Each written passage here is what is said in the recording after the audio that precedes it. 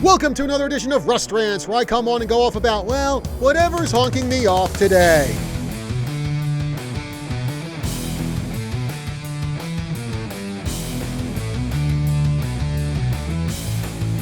So check out what I found in my mailbox recently. Yup.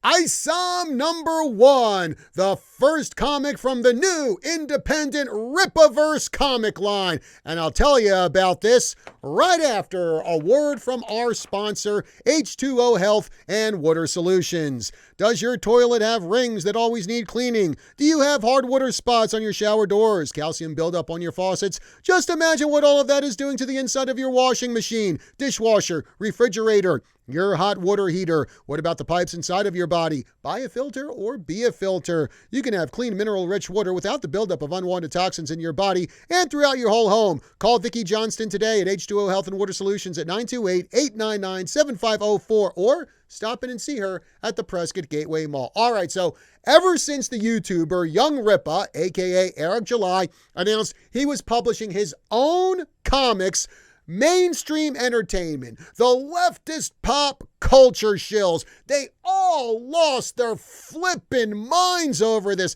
They acted like, how dare you? How dare you? How dare someone create his own comics? How dare someone make his own entertainment? The only comics you should read are the wonderful and diverse stories from Marvel and DC.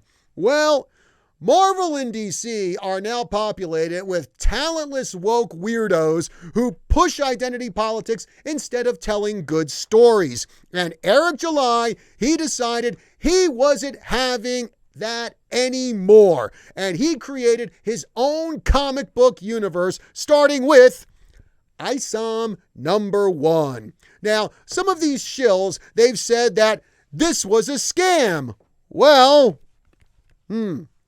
see this? This is a real comic, and it's got, pages that are filled with art and dialogue bubbles. It's here in my hand, so this doesn't look like a scam to me. So I guess once again, the woke leftist entertainment shills don't know what they're talking about. But now, it's one thing to start your own comic line as a counter to all the woke garbage in mainstream entertainment these days. But the big question is Isom #1 good? Well, here's my honest review of it. Now, is this a masterpiece? No. Is it groundbreaking? No. Well, maybe it's groundbreaking in the fact that it's a comic that isn't filled with political crud that hacks off the audience. No, you know what this is? Isom #1 is entertaining.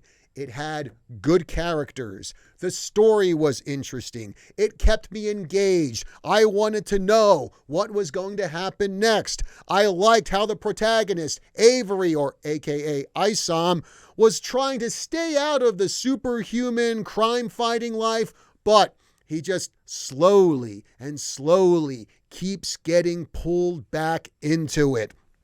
Also, there were a couple teasers toward the end of Isom #1 that, indicated what was coming up next in the Isom universe, new characters, new storylines. And yeah, that did pique my interest too. And the good thing was, again, this was done at the end, so you didn't have it jammed into the main story there and completely wrecking the flow of it. So I like the way that worked too. And as you can tell, also the artwork in this is pretty good. But then again, Eric July, Young Rippa, he did hire a couple of former artists who worked for Marvel and DC who know what the heck they're doing. In fact, some of the art here, it kind of reminds me of a lot of the graphic novels that I read back in the 1990s. And it certainly looks better than a lot of the present day comic book art we're seeing, where the characters, they barely look human, and it looks like the artwork was just kind of thrown together at the last minute.